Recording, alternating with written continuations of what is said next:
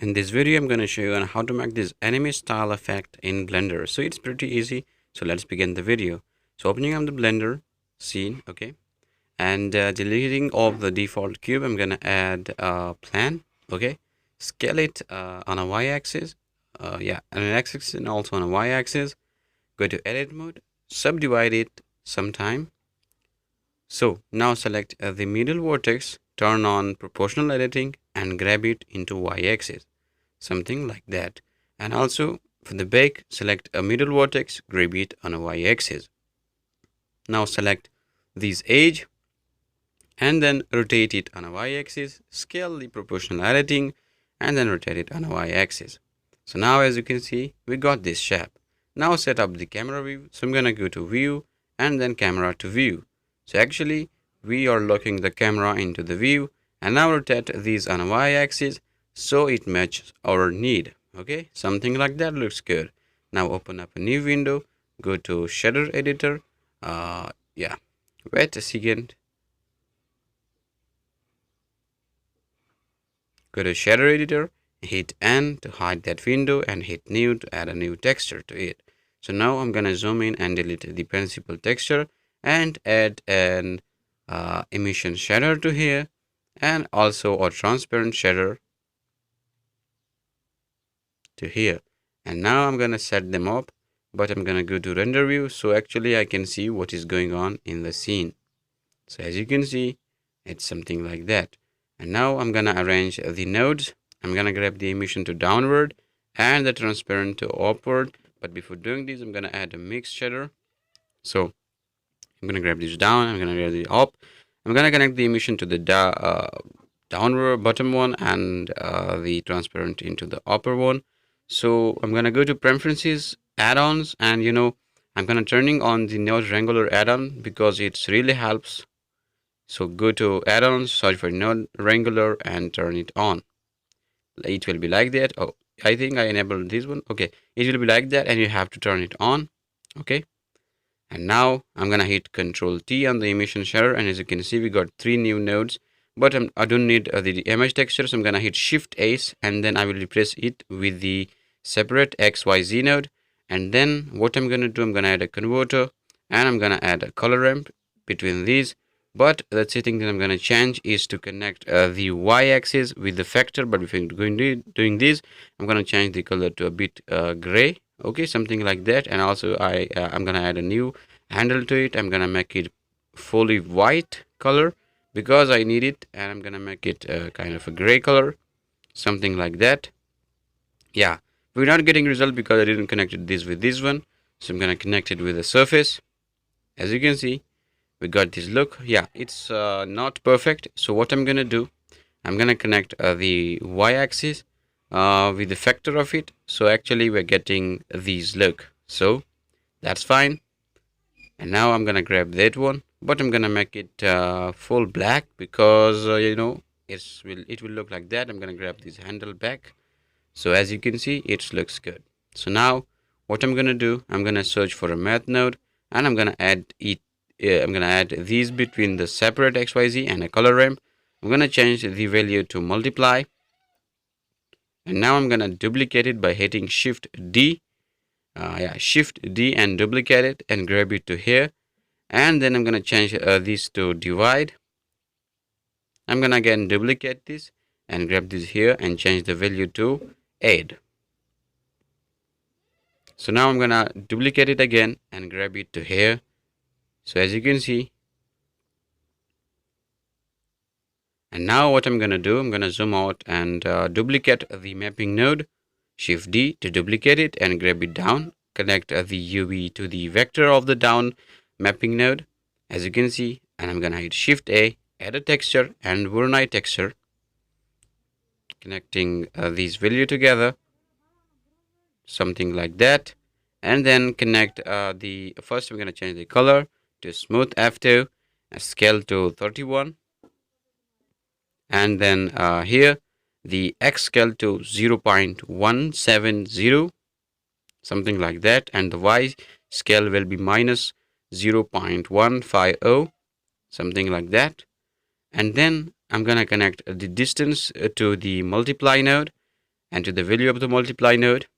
So now what I'm gonna do, I'm gonna add and search for a value node, and I'm gonna add these into the node editor.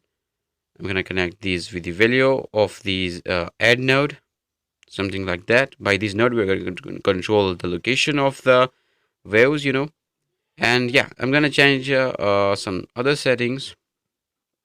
I'm gonna arrange them together so they will be good. And now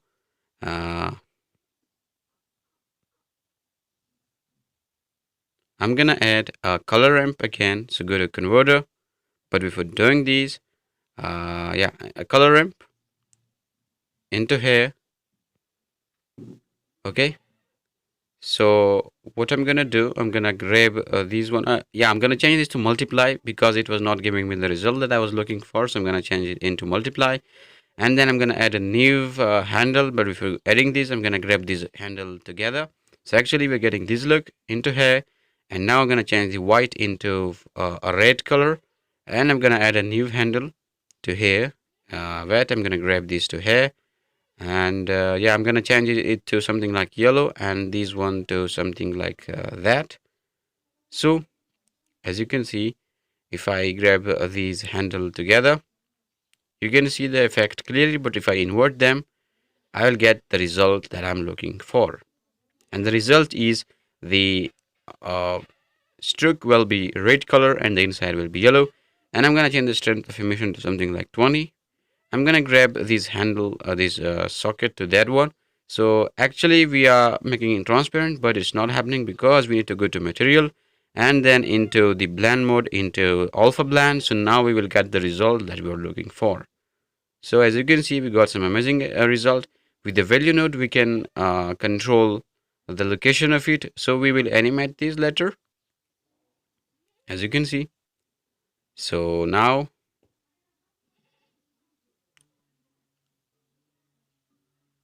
what I'm gonna do, I'm gonna grab these up, and I'm going to add a keyframe here. So I will just set these to none before doing anything, to 1, and then hit I. As you can see, I'm not seeing the keyframe.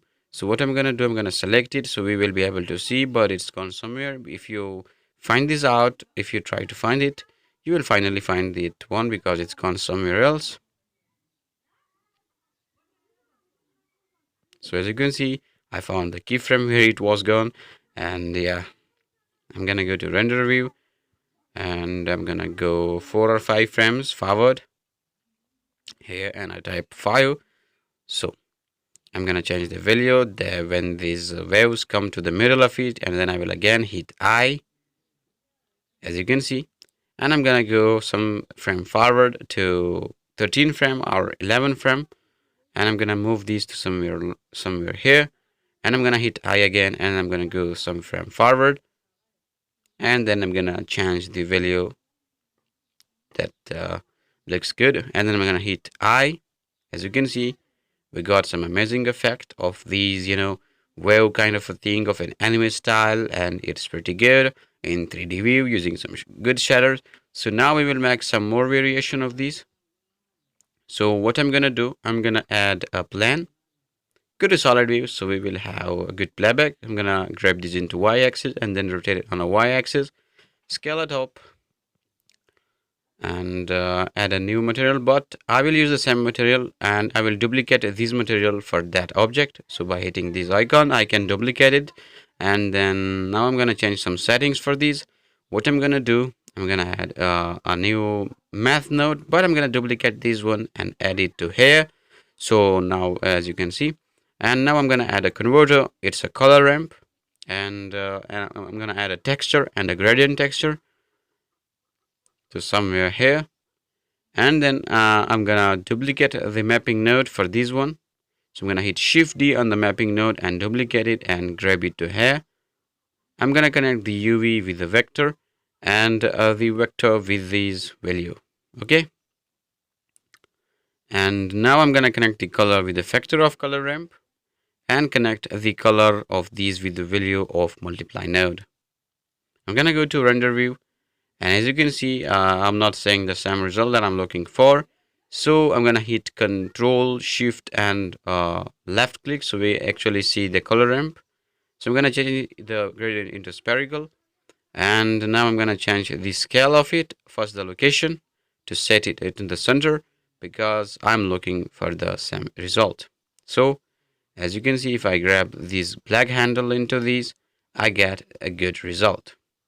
So I changed the scale of both of them into, I didn't scale it, I just changed the location into minus 0.5 meter, which was good, and which was on the center of it. So I got some amazing result by doing this. So now what I'm gonna do, I'm gonna hit Control Shift left click on this node, and actually we will see the preview of these in the render view. As you can see, I got some spherical kind of effects which I was looking for. For now, I'm going to change the colors, this one into the blue, and I will leave the yellow color because I like that one. And if we turn on the bloom, we will get some amazing glow effect. And I'm going to grab this handle into here, something like that, and it looks good. And now we will be able to render this scene, but before rendering, I'm going to grab this into somewhere here, the keyframe of the sphere, because I don't want that they do this effect at the same time. So I changed the location of the keyframe of this kind of things. So that was for today. If you want more like that, you can hit the subscribe button and also the bell icon, because it motivates us to have a new content on our channel. So